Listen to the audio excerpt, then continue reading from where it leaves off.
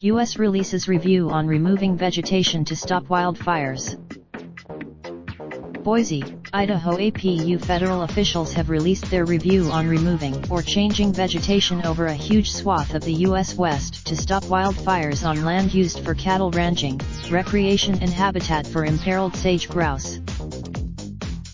The work would occur on strips of land up to 165 yards 150 meters wide and up to 11,000 miles 18,000 kilometers long in Idaho, Washington, Oregon, California, Nevada, and Utah, according to an environmental analysis released Friday.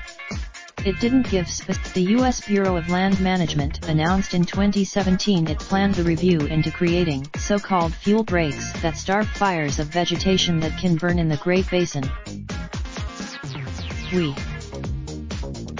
Giant rangeland wildfires in recent decades have destroyed vast areas of sagebrush steppe that support some 350 species of wildlife.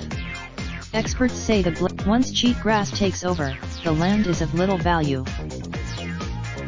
Frederick said there's no cost estimate for the work because it's not clear what types of fuel breaks field managers might choose for different areas. They could either remove. Fuel breaks can cost from $12,000 to $44,000 a mile. Methods to create the fuel breaks would total about 1,700 square miles 4,400 square kilometers and help protect a 350,000 square mile 900,000 square kilometer area by slowing rangeland wildfires, allowing firefighters to more easily put them out. But critics say fuel breaks can fragment habitat and harm wildlife, including sage grouse, and in many cases aren't effective.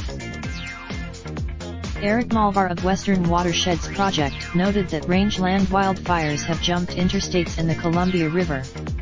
Instead of fuel breaks,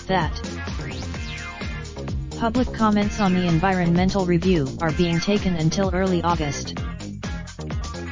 The federal land managers also are working on another environmental impact statement on fuel reduction and restoration in the Great Basin. Frederick said search for location/city. Raindrop, drop top smoking, no cooking the hot pot.